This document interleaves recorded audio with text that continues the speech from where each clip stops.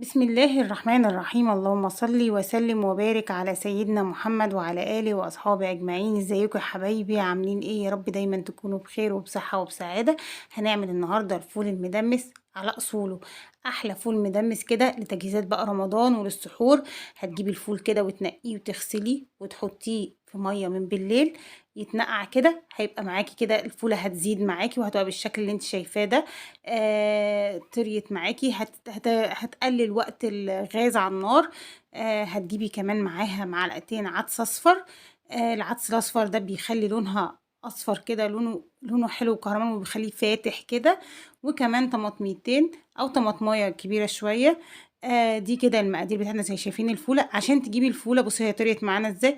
عشان تجيبي الفوله اهم حاجه تجيبي الفوله العريضه، ما تجيبيش الفوله الصغيره الغامقه. الفولة دي بتبقى حلو في التدميس، قشرتها ما بتبانش في الأكل، فبتبقى جميلة جدا. ده اسمه الفول البلدي. لما تروحي للراجل قولوا له عايزة فول بلدي.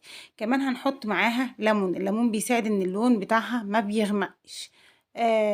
والطماطم انت ممكن تستغني عنها اساسا كمان، يعني ممكن تستغني عن الطماطم. وممكن كمان تحطي جزرايه، يعني لو متاح عندك تحطي جزرايه صغيره حطي. وممكن تستغني عن الطماطم. تمام كده، ادي كده المقايير الحاجات بتاعتنا وادي الليمون. يلا كده هنبدأ نسمي الله وناخد الحلة بتاعتنا وناخد الطماطم ونبدأ نحطها على النار. هنا حطيناها على نار كده تغلي بس غلوة، وبعدها تهدي النار بتاعتها تخليها شمعة.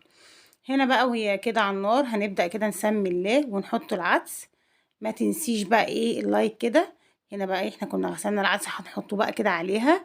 وكمان نقطع الطماطم ونحطها. بسم الله. نجيب الطماطم، ادي طماطميتين هما قطعناهم وحطيناهم.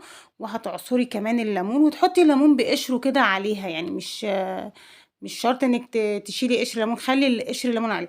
ولما تحبي تزوديها ميه خلي الميه تكون سخنه، يا ريت الميه تكون مغليه في كاتل او على النار، تكوني تزوديها بيها هتساعد ان الفول لاخر يوم معاكي هيفضل بنفس لونه، هيفضل بنفس اللون بتاعه.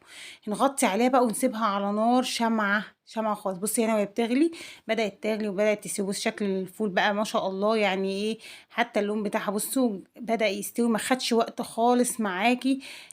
مش هياخد وقت خالص طول ما انت ايه نقعاه من قبلها. ونوع الفولة اهم حاجة عشان تدمسي، لازم تكون نوع الفولة حلو. هنا بصوا ما شاء الله بقى لما تدمس هنا ده هيفضل معاكي حتى ممكن تفرزيه في التلاجة بنفس الطريقة. ما شاء الله هيعجبك جدا. يا رب كده الوصفة تكون عجبتكم. ما تنسونيش بقى في اللايك والاشتراك، والسلام عليكم ورحمة الله وبركاته.